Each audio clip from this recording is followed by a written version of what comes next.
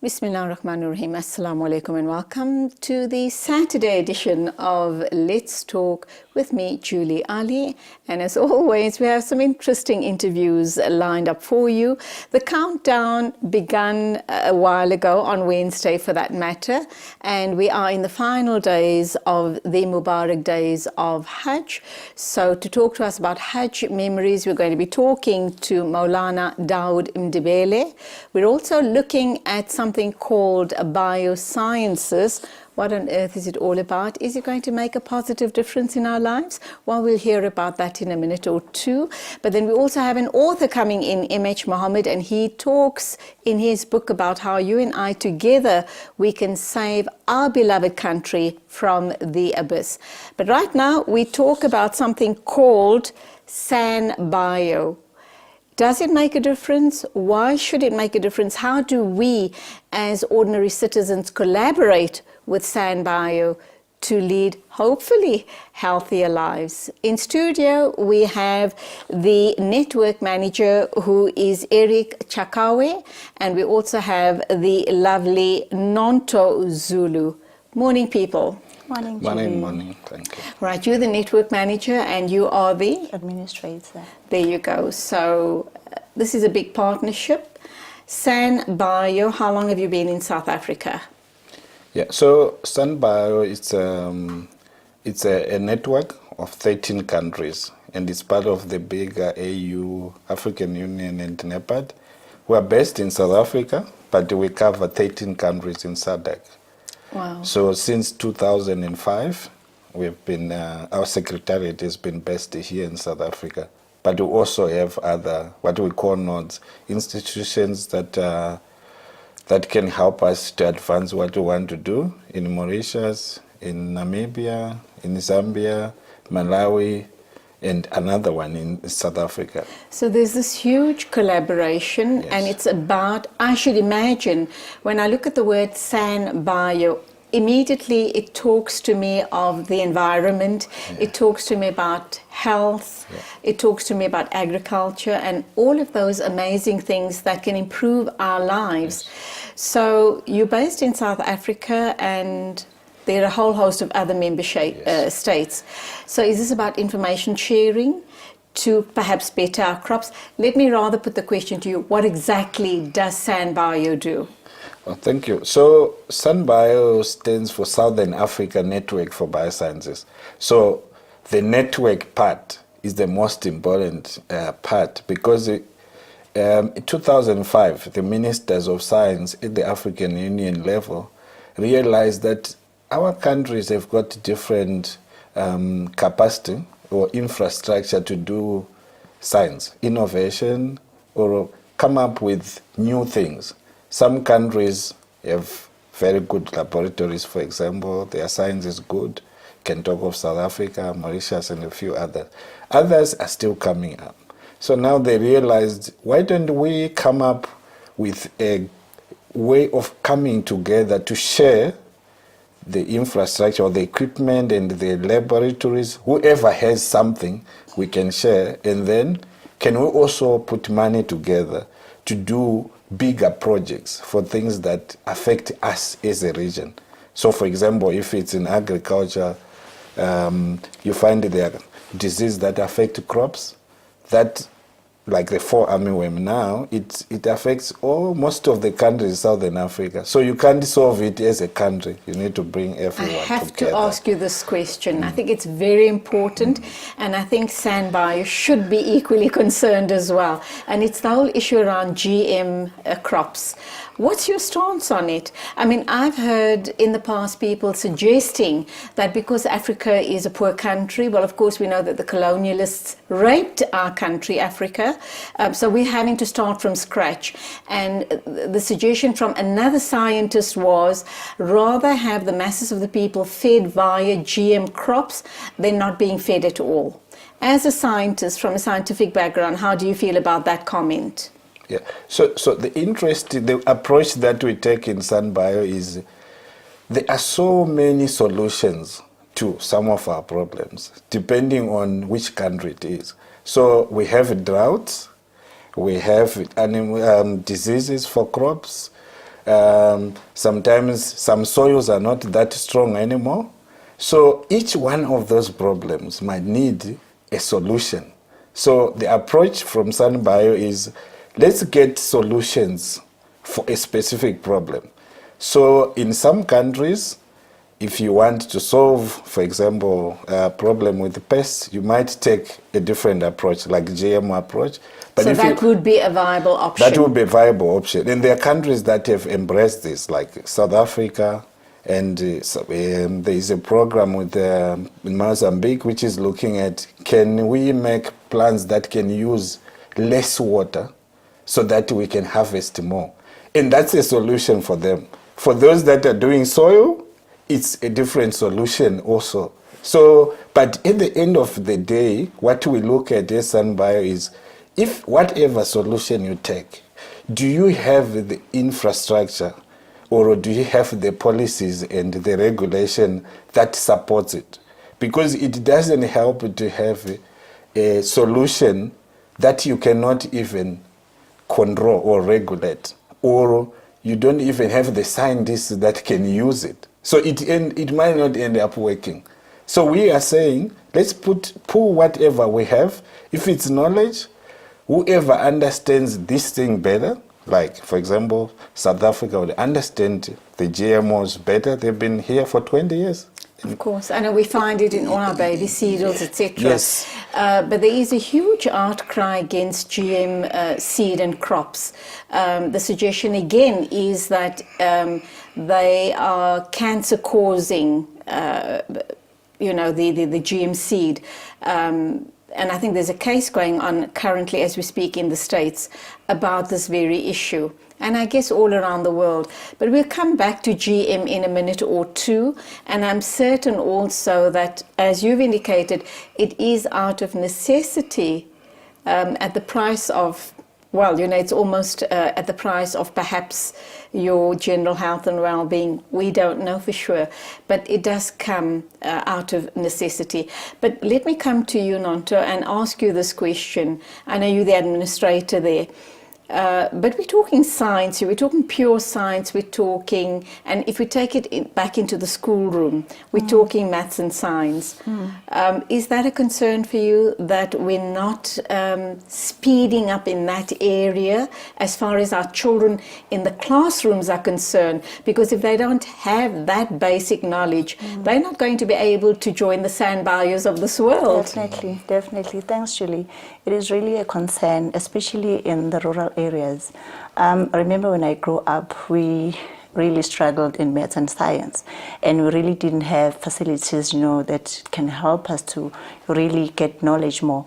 And I'm very, very glad that I joined this network, the SANBio network. We have a unique initiative for youth. It's called SANBio Youth Ambassador. It is a very, very great initiative.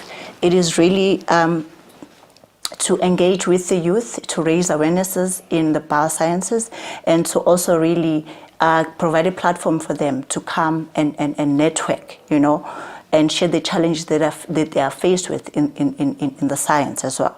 So what we are saying is SANBio, we are really saying we need those fresh ideas from the youth. We need those creative ideas for them to bring them abroad and then see what we can do for them, provide a platform for them. And we also calling for the corporate partners to come and partner with them, invest in their ideas, and it will really improve the lives of the people back in the rural. And are the guys coming on board? Are the youth coming on board? They definitely. Right. So that's really what SANBio is putting back into the community. I should imagine that's your social responsibility initiative. Yeah, so we have a bit more on that. So because, there is this Industry 4.0, the next wave in terms of industry. And the we fourth know, industrial revolution. Yes, it's going to be about Internet of Things. And the youth like ICTs and all that. So you mentioned in agriculture, how do we get things better in terms of whether it's understanding where the problems are in our fields. Because when we grow our crops in the field, it's so vast. Can you use technology to be able to see which crops are suffering, they need water, or which one is affected by pests and all that? And the youth can be involved, but you need to understand what they want. So the ambassadors help us to communicate with their peers and also encourage others that, you know what, science and innovation is actually a career that we need to embrace a bit more. Because if we don't make our own toys, we might actually have problems in the future. Then we also have women, since we are talking of Women Month. We have a program, I think we might talk about it later on. Okay, hold that thought. We've got 2 minutes to wrap up time. Yeah. I'd like to hear from you in terms of how do you get youth hooked into agriculture, for example. I'm wondering if youngsters today want to become farmers, and there's so much of scope in that area, but they're probably just more interested in corporate positions. No, they are interested. We currently have about 10 or more student ambassadors in each of the member states' countries. So it really shows that youth are really want to be involved.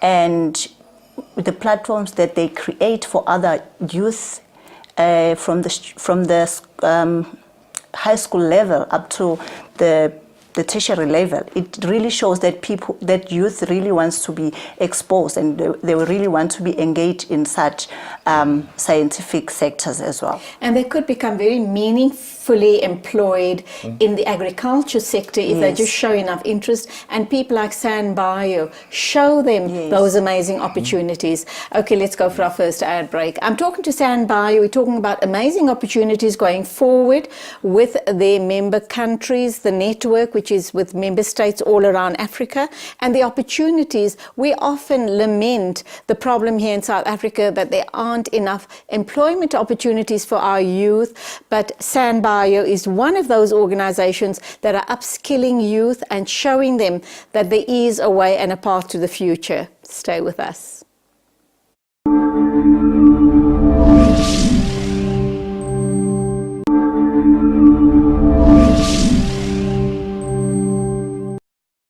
And welcome back. We're still talking to SANBio, and if you see a different face in the studio, don't be concerned. This is just one of the other people that's part of this organization. She is Ms Sedieme. Morning, welcome to the program. Good morning, thank you. Now, you're the communications person Yes, with SANBio. Now, I did start out by asking about the organization. How long are they in operation?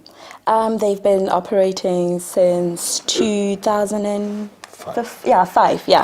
Okay, and the presence has been in South Africa all that while. Yes, it has. I know you come from a journalistic background. And you are the communications person at SANBio. What is the type of important information that you need to disseminate to the general public, and I should imagine to your other partners as well? Yeah, I think as part of my role at SANBio, you'd find that. Because we work with a lot of scientists, and some of the work, actually most of the work that they do, it impacts, your everyday man, your community, your vulnerable people.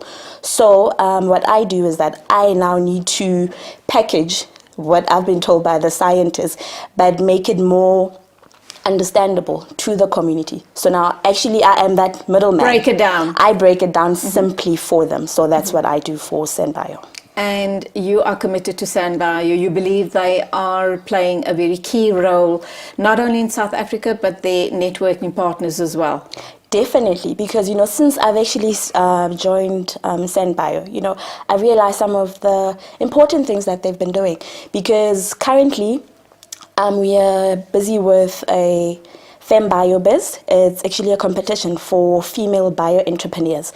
And I think what I actually found interesting about this thing is that the competition is not basically for women who come from a science background, Like I've met really, really amazing people where you find that someone maybe came up with an invention from the kitchen, Wow. Just small things like that can actually help impact your community and bring that positive change in the community.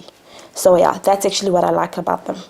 For me, when I talk to you guys at SANBio, the big thing is the issue around agriculture. We need to get more youth and people to understand, because we have issues around food security, not only in South Africa, but all around Africa. So that's very important.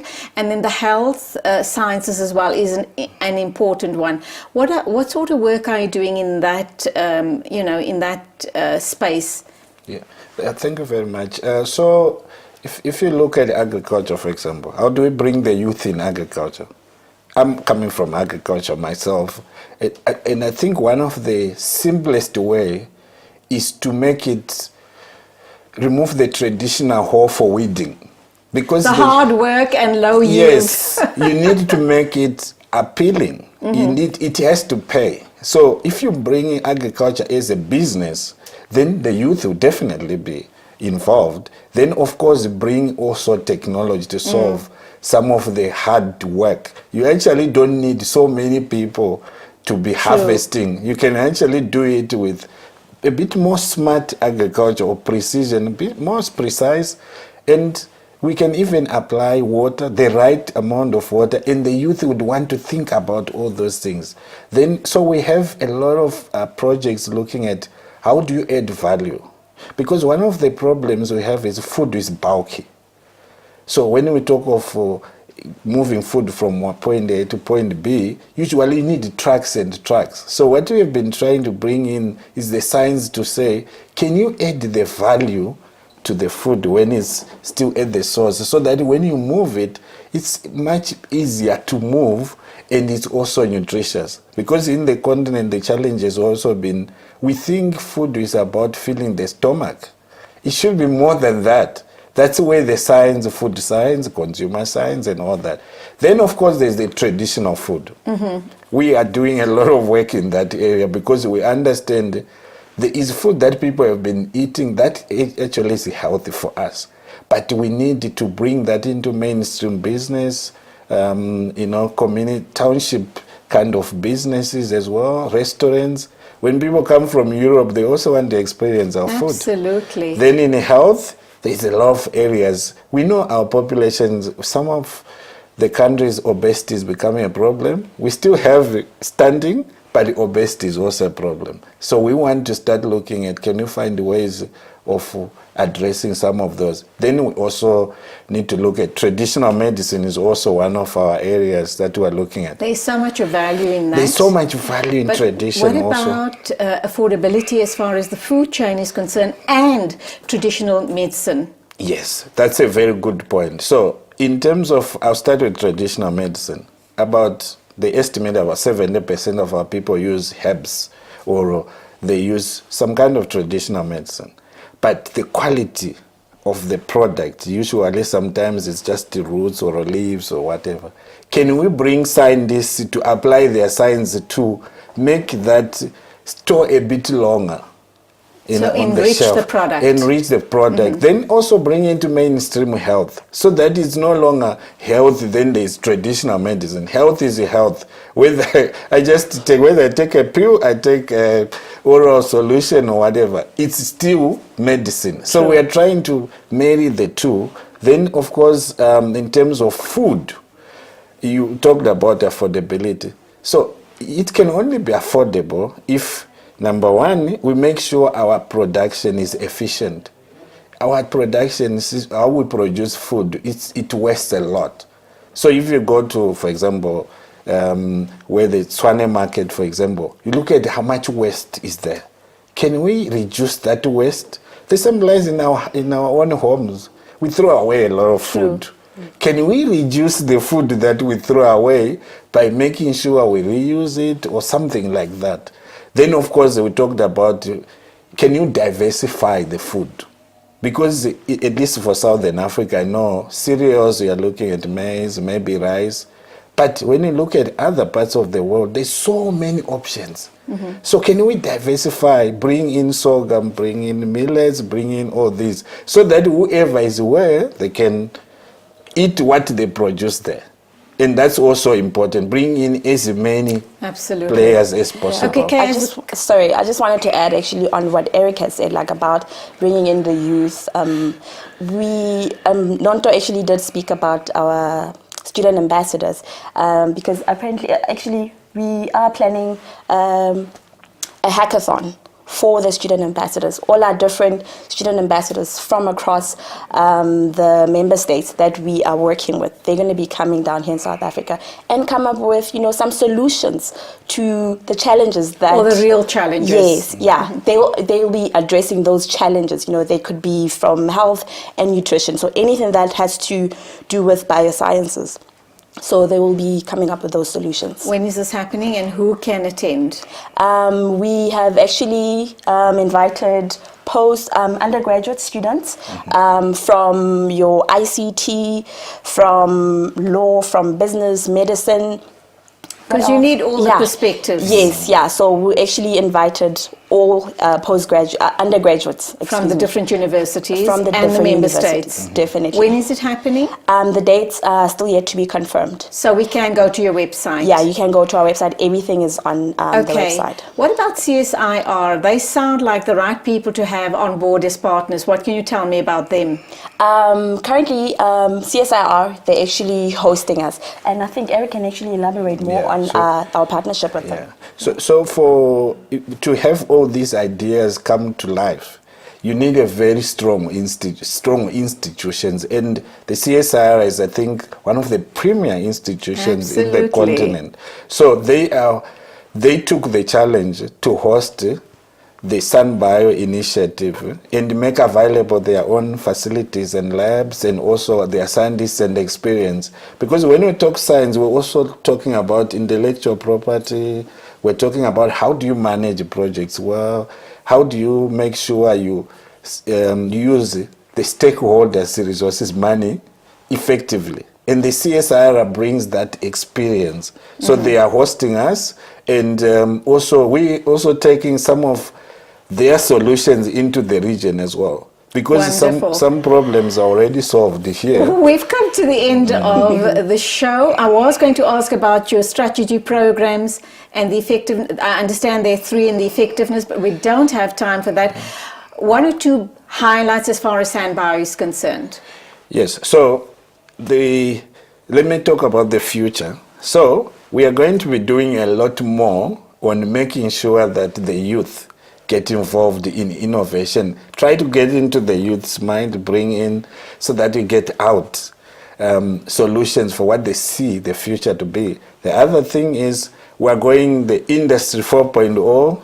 We are going there, and we are going to be supporting a lot. How do you bring industry and public institutions like the CSIR equivalent and to demystify this whole world of science and technology, which we believe is out of our reach. Yes, definitely. Yes, Thank you indeed for being with us. Fascinating stuff. And we'll talk again sometime soon, just to catch up and to see what sort of strides that you guys have made, not only in our country, but throughout Africa. Thank you once again. That was the group or the team from SANBio, and we will be following them closely. We will bring you the dates of when the conference and the task team will be getting together to workshop, obviously, around all of these ideas. Just watch the space. Thank you for watching this part of the program. Don't go away. Still lots more coming your way this Saturday morning.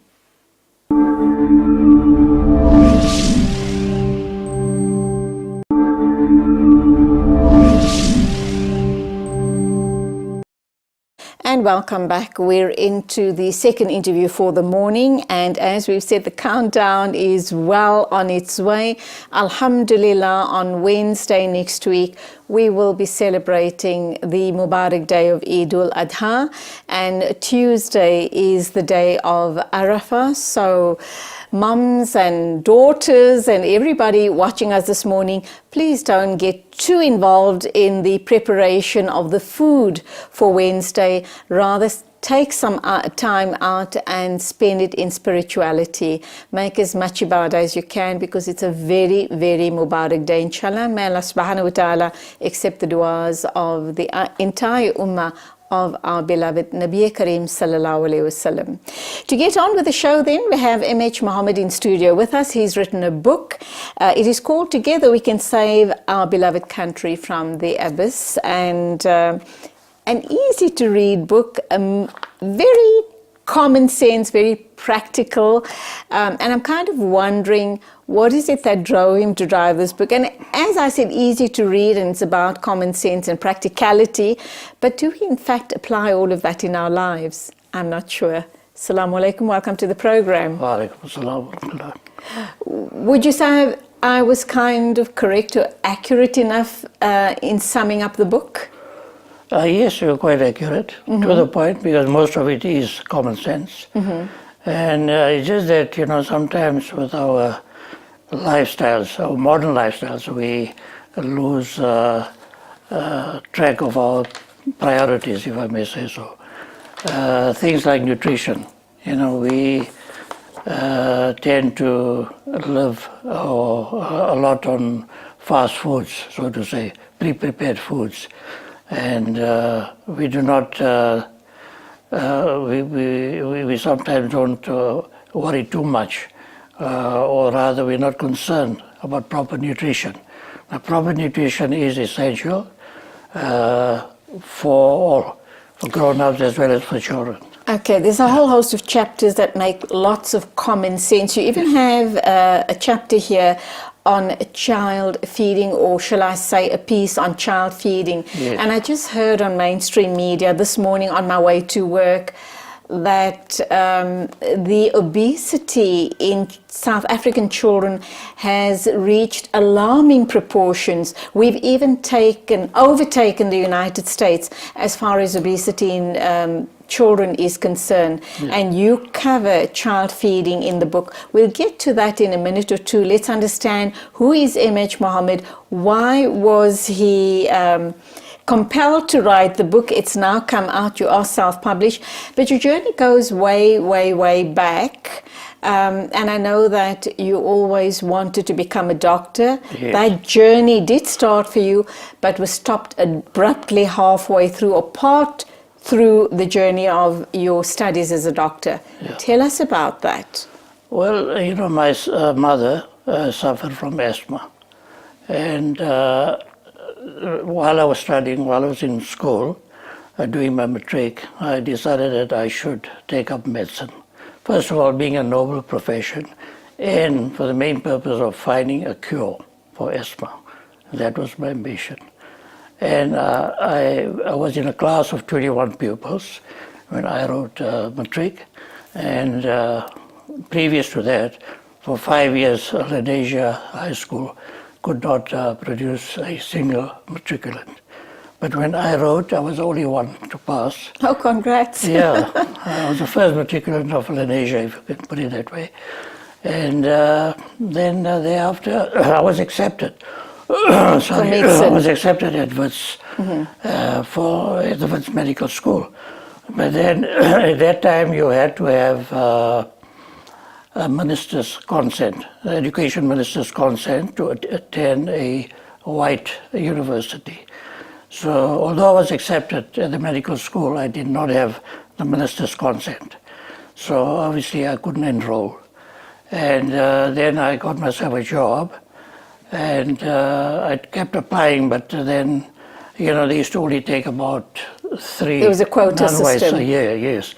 So they didn't accept me thereafter.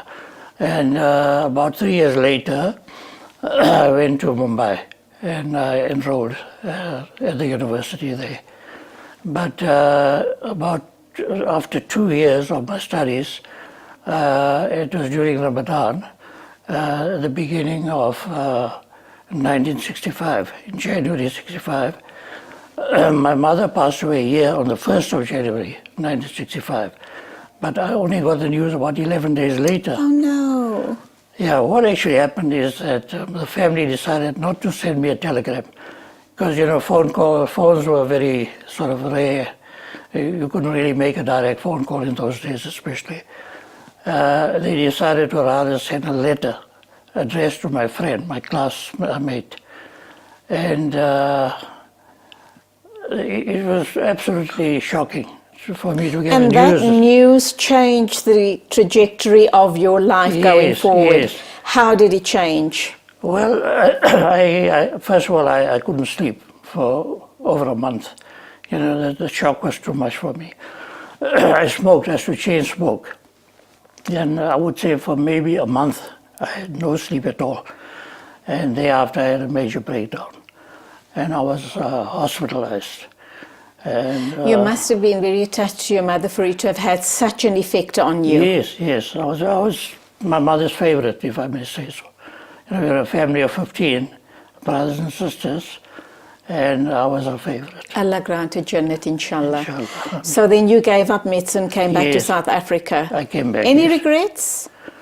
Not really, because, you know, if you know, you find sometimes with doctors or other affluent people where the children sometimes become spoiled. But if I look back from what I have achieved, you know, like my wife and I are very happily married. Alhamdulillah. We have 3 children, we have 7 grandchildren.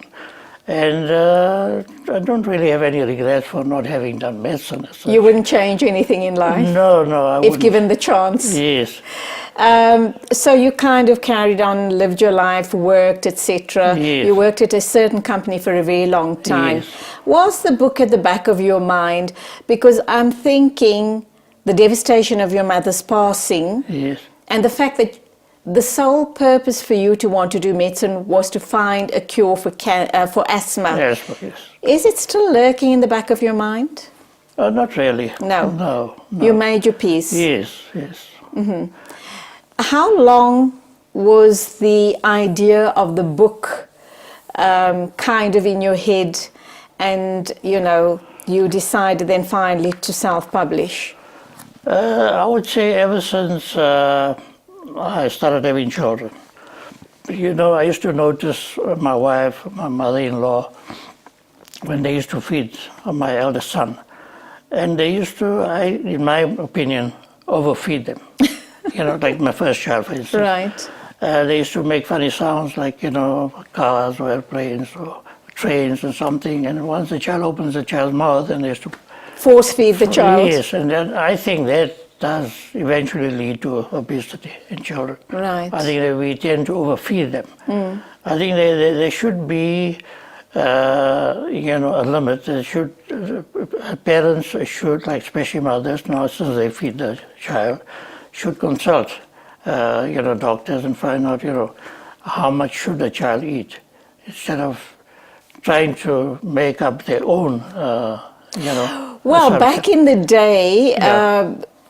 Fat babies or children that had a bit of weight on them Yes. were viewed as being very healthy Yes. for some reason or the Yeah. other. Yeah. And if you had a scrawny baby or a scrawny little toddler, Yeah. it was either one of two things. The child comes from a very poor family Yeah. and is malnourished, or the child is sick. That's the way we viewed this Yeah. whole issue around weight. Yeah. A healthy child or a fat child just equated to a very healthy, cuddly and cuddlesome child. Possibly Sadly. the reason, yes.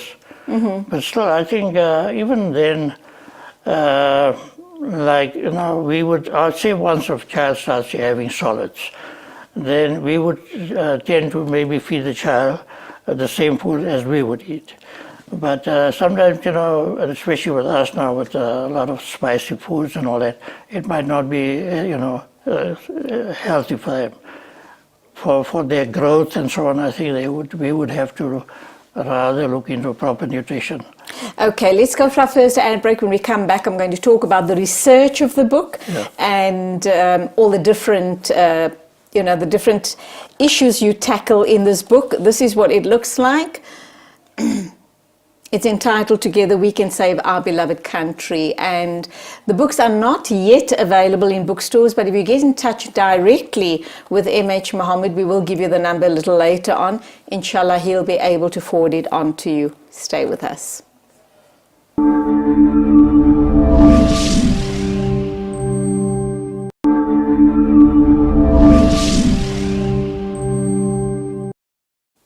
By writing this book, M.H. Mohammed truly believes that together we can save this beautiful country of ours.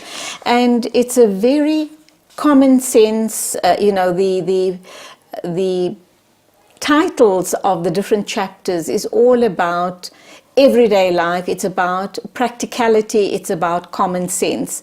Let's check how much of research went into it and how we need to apply this. We can do it automatically, we just apply our minds, but we seem to forget. I think we're living in the age of technology, in the age of instant gratification, which makes us forget all of these important, simple to understand and simple to implement issues in our lives. Would you agree with that?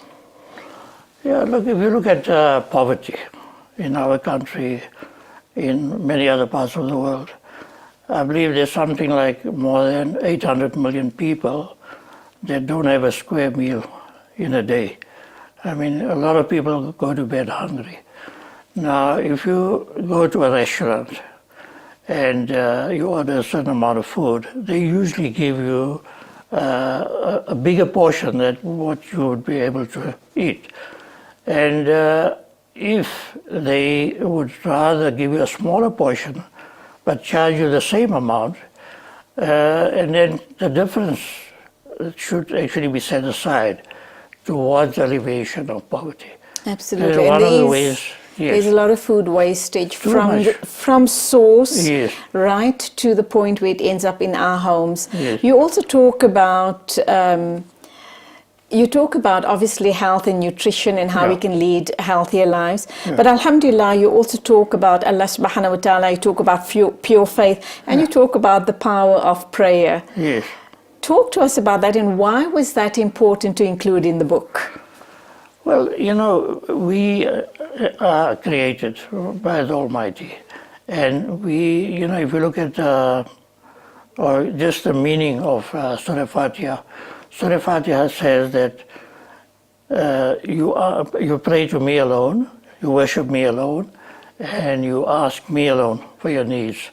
Now, there is a tendency amongst some of our people that would, they would rather depend on some other person to plead on their behalf, which I think is now going away from proper faith.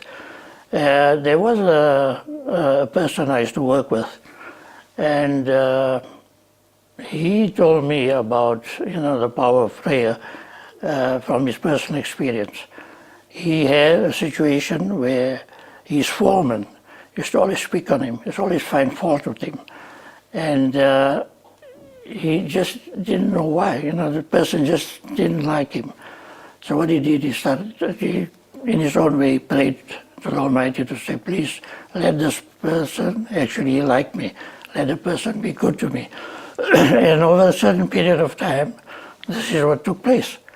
In about a few weeks, this person actually started being good to him, being friendly to him. He used to go out of his way to assist him in, in any difficulty that he had, because he was under the foreman, so to say. And there is a saying that more things are achieved by prayer than we would ever think possible. And I think we as humans, we are very fickle and very fallible. Yes. And I also mentioned the instant age and instant gratification. Yes. When we make dua to Allah subhanahu wa ta'ala, we expect instant results. Yes. But Allah is the master of planner, and we just need to exercise patience or sabr. Yes. Because Allah will reward us or will give us what we ask for, maybe in different ways. Yes. But He will answer our prayer. So we must never give up. That's a very important part of us as Muslims, our iman and everyday life. Right. The belief, the whole idea of iman is what makes our lives richer, fuller, and spiritually complete. Absolutely. Yeah. Difficult question to ask this, because you've written about so much. Your chapters cover security, self-pity, influence, individuality, promising yourself, being frugal, the delicate petals of childhood, and it just covers life in its entirety. But for you, what would be, which chapter would be closest to your heart and why? See, this chapter on the delicate petals, there's a poem there which I composed myself. Wow. I feel that, you know, our children are the future leaders. Absolutely. All right? And we need to instill in them, first of all, you know, the need for regular, you know, prayers, you know, salahs, all the normal functions of a Muslim, and also honesty. Honesty, if you look at TV now, the influence of TV, you'll find that, you know, this honesty is like a norm. You know, they show dishonesty in a way which is fashionable, which is good, and that is wrong. And then you'll find that in children's rooms, for instance, especially boys' rooms, on TV they show the boys' rooms are usually very untidy. Now that sort of example is bad for children. And also the issue around boys promoting the love of guns and destructive toys for boys. Yes, yeah, no, that sort of thing is. So the messages we give them. Yeah, and then respect. Now you'll find amongst children there's less and less respect for elders, you know, for those that are weak, those that are disadvantaged. How do we instill those values in our children? Well, we need to be good examples. Okay. As parents, we need to set a good example. This is the best way children can learn, by having a good environment. You know, you'll find sometimes when there's a beggar at the door, you'll find one of the parents telling the child, go to the door and tell the beggar there's nobody at home. You know, the parents are not here. So that sort of thing shouldn't be done, because then the child learns to tell lies as well. Absolutely. Yeah. You also talk about friendship and service. Why is that so important? Well, if you go to any government office, for instance, or even at banks,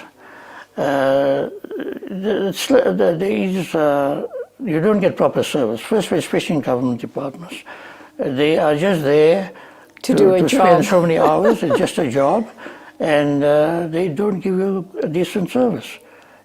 In that moment, they are in a position of power, and they're wielding that power over you. That's right.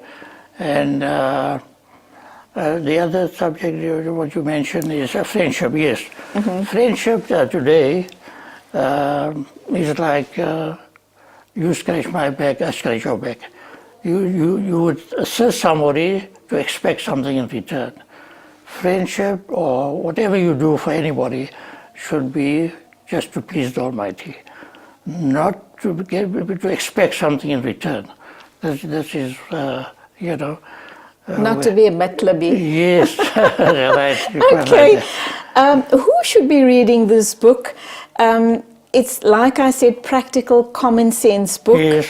And I'm wondering whom we should pass these type of books on to. And what has it done for you, M.H. Mohammed? Because they say when you write, it's a very cathartic experience. Yes. So what did it do for you whilst writing all of this?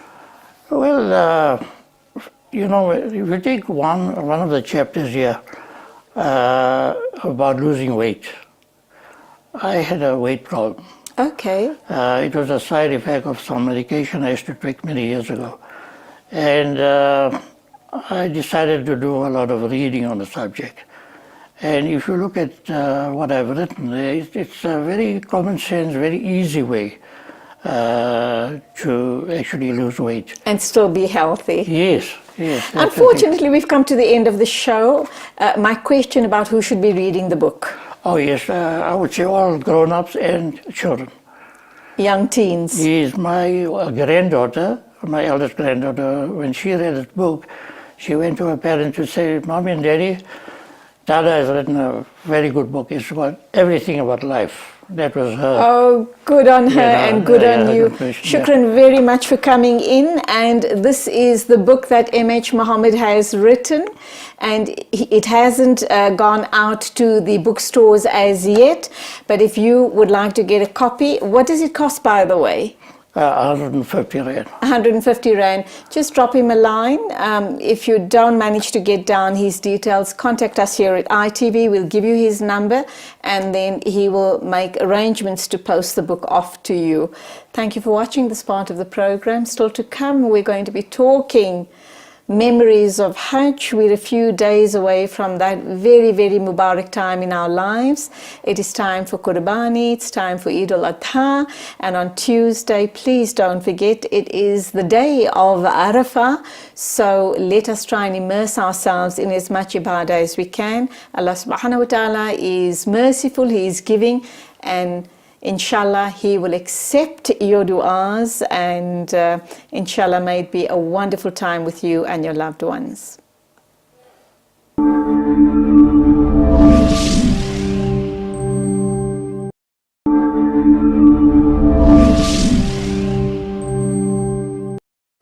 Welcome back to the final segment of the show, and we've had a slight change in the running order.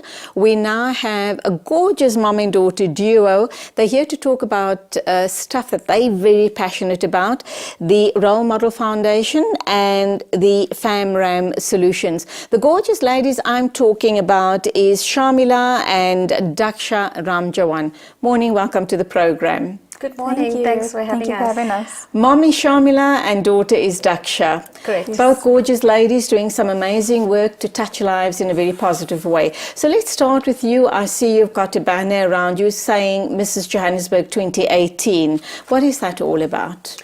Okay, so I'm very passionate about giving back to communities, and I decided to enter the Mrs. Johannesburg pageantry this year because they are doing awesome work in communities to uplift and just make a difference in communities. So with the Mrs. Johannesburg 2018-2019 pageantry, they're focusing on 3 organizations where they're actually giving back. So we need to fundraise around that.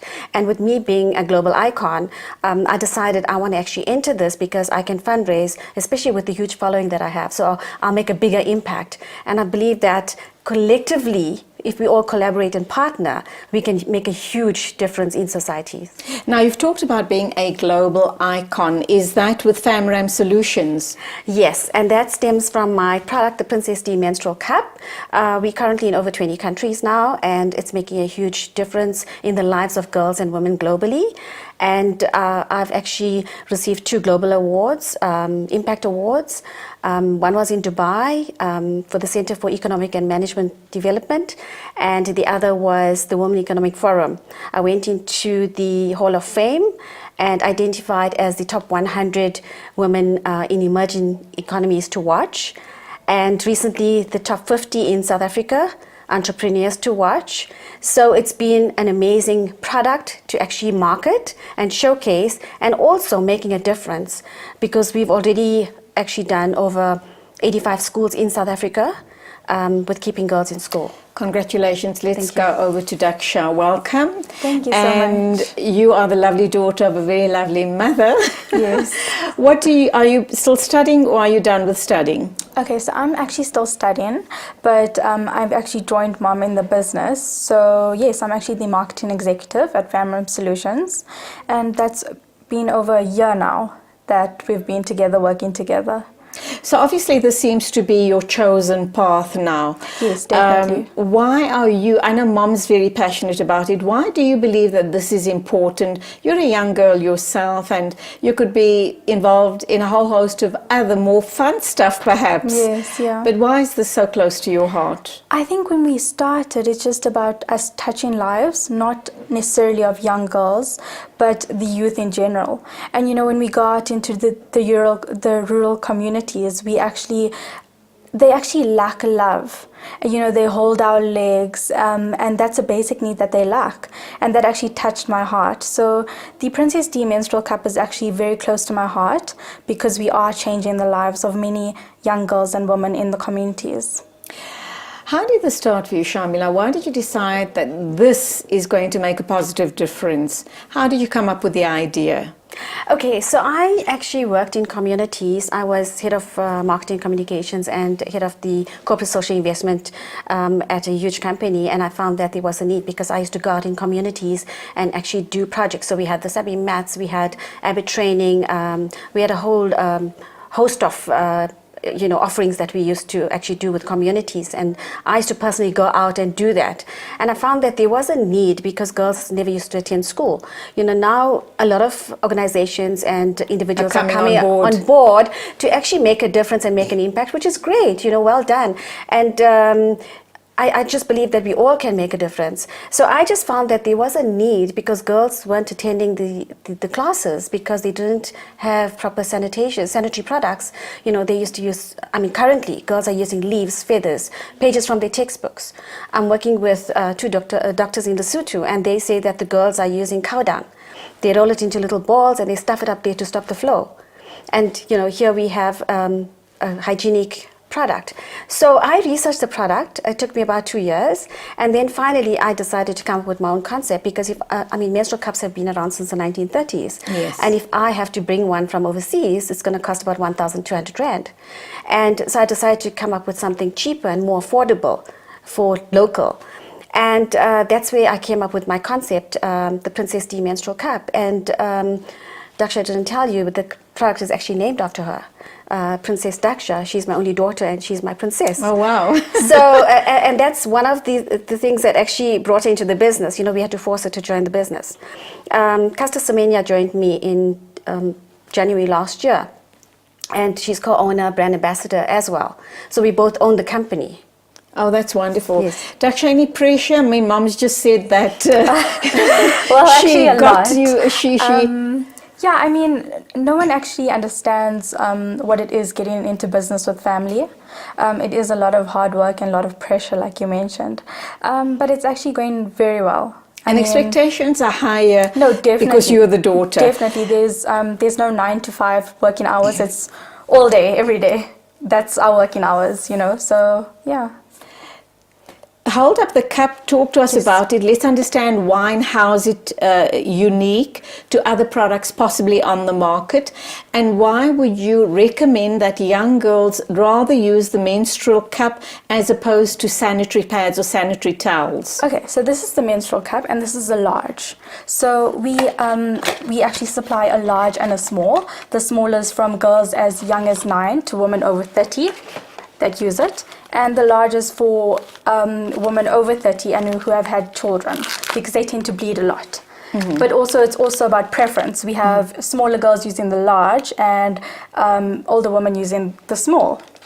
So what you do is you fold it. There are many folds. So there's a U fold, there's a rose fold, and then the younger girls are actually using the push down fold. So they push it down and they actually roll it, and that's very tiny. Mm-hmm. So once you actually know your cup and you are used to it, you'll actually know which fold to use. So what you do is for comfort, obviously. Yes, definitely, definitely. So you insert basically like a tampon. So what you do is you fold it, you squat, you insert. It pops open. The only difference between sanitary pads and the menstrual cup and tampons, instead of absorbing like sanitary pads and tampons, everything collects directly into the cup. So it's very hygienic because it actually locks in the odor as well. So it actually locks in the odor. So throughout your cycle, your vagina is clean. It lasts for up to 12 hours in a day, so you can sleep with it, gym with it, do any types of sport with it. It's not going to fall out of place until you actually press the bottom, and that will release a suction. You just wiggle it out, empty into a basin or toilet, wash, wipe, reinsert. Mm-hmm. At the end of your cycle, when you're done, you just rinse your cup. You put it in here, and this is so cool because this is our little sterilizer cup. So this actually opens up. You pop your cup in here and you top it up with boiling water, and you only need 150 ml of boiling water, and you leave it aside for 15 minutes. That's all, and that's the sterilization. Dispense of the water and your cup is ready to be used in a month's time. And like I had it in here, the girls actually, or the women, they actually store their cups in here, and no one actually knows what this is, so it's very discreet as well. Mm-hmm. Okay, let's look at costs and how are you then. Obviously when I talk costs, I'm talking for those people who can afford to buy the cups, and also for those people who would like to donate the cups as well. What sort of costs are we looking at? Okay, so just the major benefits of the cup. Firstly, it's eco-friendly, it's hygienic, it's healthy, it's recommended by doctors. And the lifespan of the cup, and 10 years. is it biodegradable plastic? Yes, it's Okay. 10 years. It's actually medical grade silicone. Okay. Yes, so it lasts for 10 years. So when it comes to costing, it's actually the best sanitary product you'll ever have, and also with the health benefits. So if you buy it on retail, it's 300 Rand, and you get the whole pack, and that's going to last you for 10 years. It works out to 250 a month, and we know conventional sanitary products are about 60 to 100 Rand a month. So you basically, tampons and sanitary pads, it's a basic need, so you have to pay that amount every single month. Whereas with the cup, it's 10 years, you don't have to buy that sanitary product every month. So that's where the huge cost saving comes into play. So we have our product in 50 pharmacies in South Africa already. We are in over 20 countries. So with terms of visibility, we're the biggest in the world at the moment, and we're really growing. We now have just signed on a distribution agent in the Middle East. Okay, hold that thought. Lots more to talk about after our ad break. I have Shamila and Daksha in studio with us. Their surname obviously is Ramjawan. They're based here in Johannesburg, rather in Centurion, Johannesburg, and they're talking about obviously the sanitary cup, the benefits of it, and how they are giving back by way of this cup, and how you too can become involved and make a positive difference.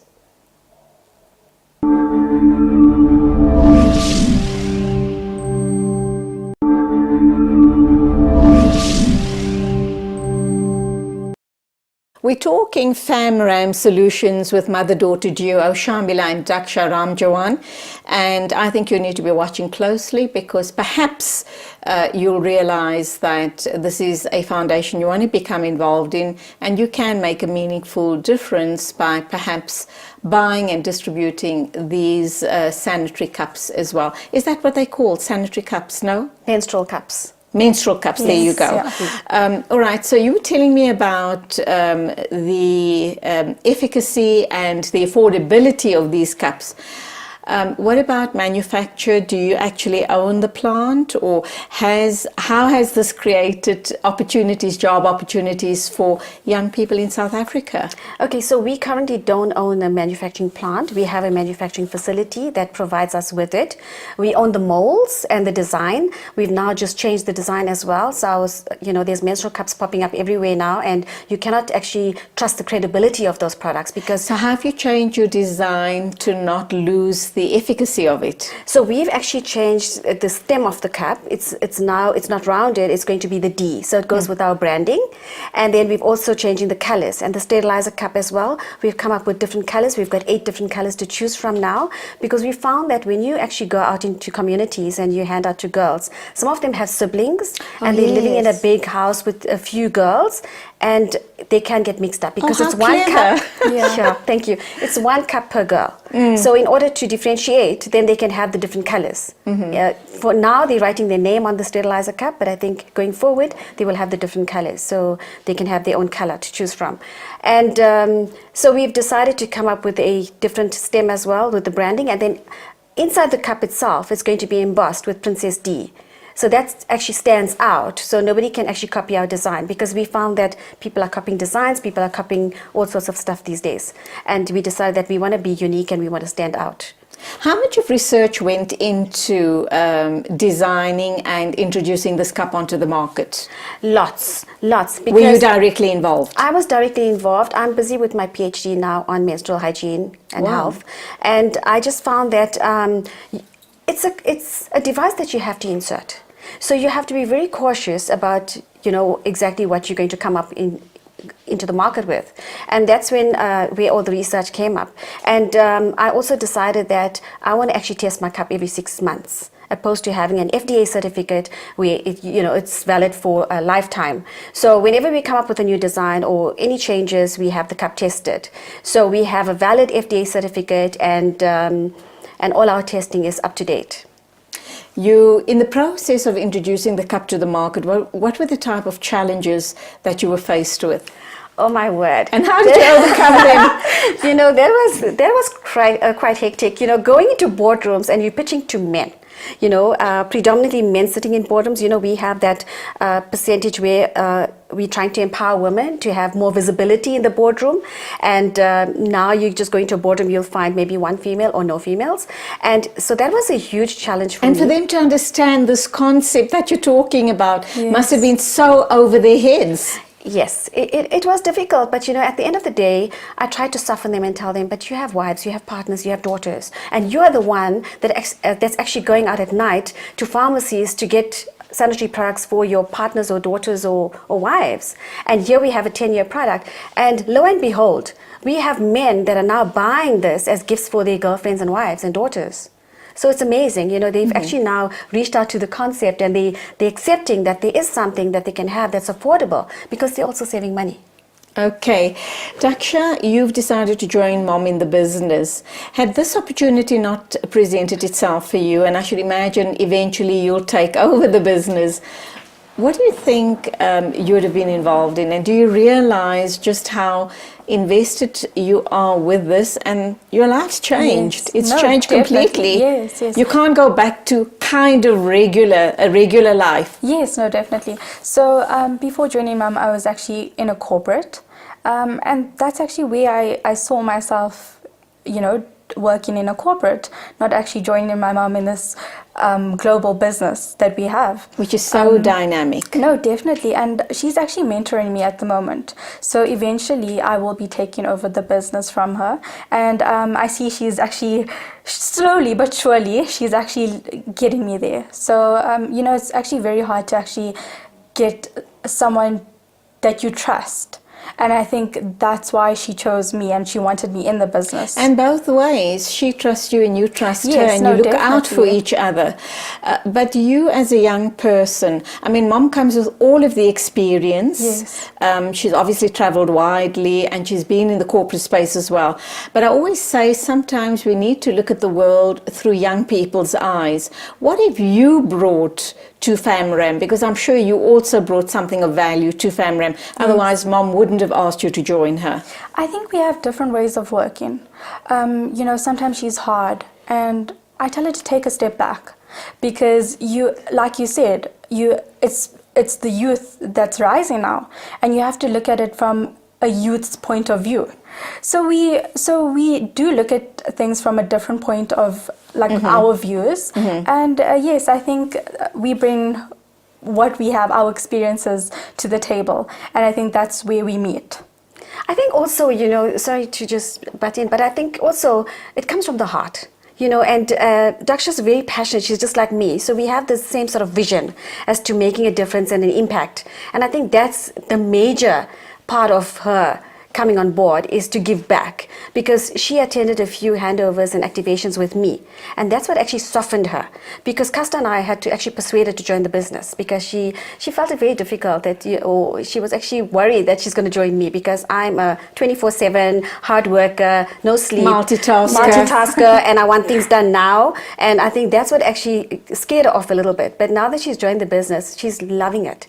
The girls are loving it, because they can actually now relate to somebody that's almost their age, you know, when we do the handover. So it's you talked phenomenal. about Kasta Semenya, and you mentioned that she's your brand ambassador. What else does she do without her without just giving her face and her name to your product? So Kasta owns a business with me, and she's very busy. So she's, you know, doing South Africa training proud all the time with her running, and she's training. She trains from 4 in the morning, you know, for 10 hours a day.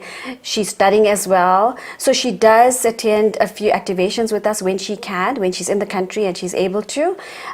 So she is very involved as well. And that makes a difference to the girls, because here they see this huge celebrity getting involved in their lives, in their well-being. Makes a huge difference. You're a couple of years in the running with the Princess D Menstrual Cup. In the early days, when you conceptualized and you were going to introduce this onto the market and doors were being closed in your face, and I'm sure that had happened, who was there to pick you up? What does your support system look what did it look like then and what does it look like now? Totally different. So I was really down and out, and I've got to be very honest with that. You know, my son was, we were talking about it the other day, and he says, Mom, you have to write that book. You know, everybody has humble beginnings. And to be quite honest with you, I never took any bank loans. My business was self-funded. I sold my beautiful convertible to start the business and buy product and take it out there into the market. The first year when I launched in 2016, I had 2,000 caps, and that was just no income.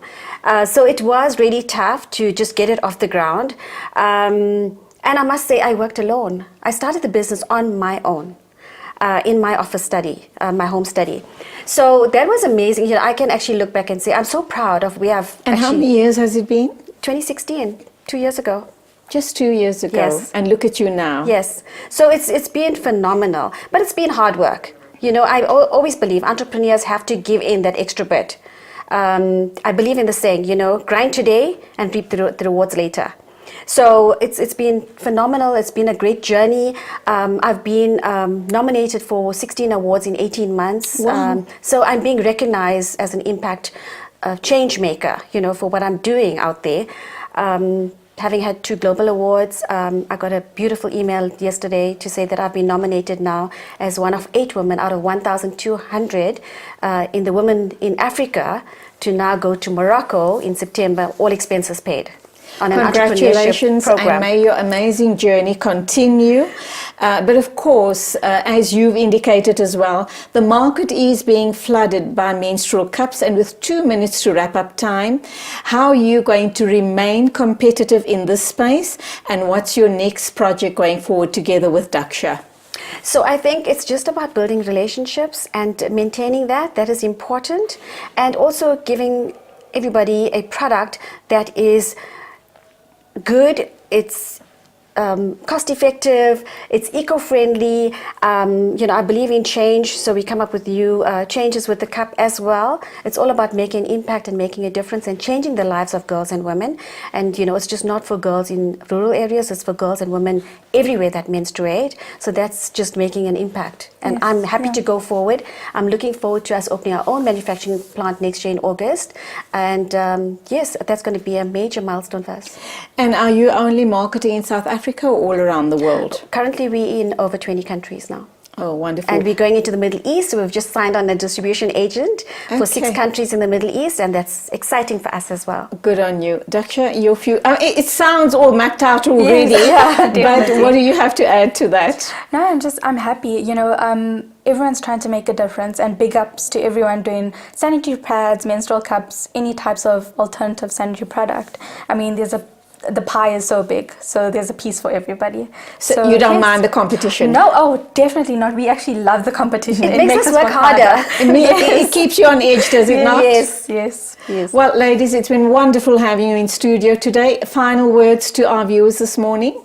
I would love for all girls and women that menstruate to contact us, get the menstrual cup. It's going to change your life. When you have the menstrual cup in, you don't actually feel anything. So it's just, you're going to have that carefree, leak-free menstruation, and you're going to love your cycles. So contact us, get a hold of us with regards to the cup, and also make a difference. Donate a cup, or get involved with our foundations and charity and get it from us. And also, I just want to add, we have 2 pricing models. So for the CSI, we actually, Cust and I are giving back. So it's reduced prices, and then the retail is a bit higher. So we take from there and we put into the CSI. Of course. So you're cross-subsidizing. Absolutely. People wanting to, you know, there are lots of women watching us this morning, and lots of us we all have big dreams and ideas, and we all want to make a difference, but we don't have the zeal, the energy, or the belief, the self-belief in thinking that we can do something to make a difference. What would you say to them? I would say dig into your pockets, you know, whether you're helping your domestic helper or you're helping the lady next door, whoever you're helping, make that change, sacrifice that burger or that eating out and buy a cup and change someone's life. And apart from the cup, if you do have big dreams and ideas, believe in yourself and make it happen. Yes. Final word from you, Daksha? I think just believe in the power of now. Yeah. My mum's motto is believe. Believe. So yes. There you go. Thank you for being with us. Thank you for having us. And may your success grow. Thank you so much. The lovely mother and daughter duo, Shamila and Daksha, talking about the Princess D menstrual cup, and that brings us to the end of the show. A big thank you to the Let's Talk production team. Until you and I get together next time, please take care on the roads. And as always, it is Assalamu alaikum and Khuda Hafiz from me, Julie Ali. يا هلا يا هلا يا هلا يا هلا يا هلا يا هلا يا هلا يا هلا يا هلا يا هلا يا هلا يا هلا حن قلبي على جمعة الخير هلا حن قلبي على جمعة الخير هلا يا هلا ويا هلا ويا هلا ويا هلا يا هلا ويا هلا ويا هلا ويا هلا ويا هلا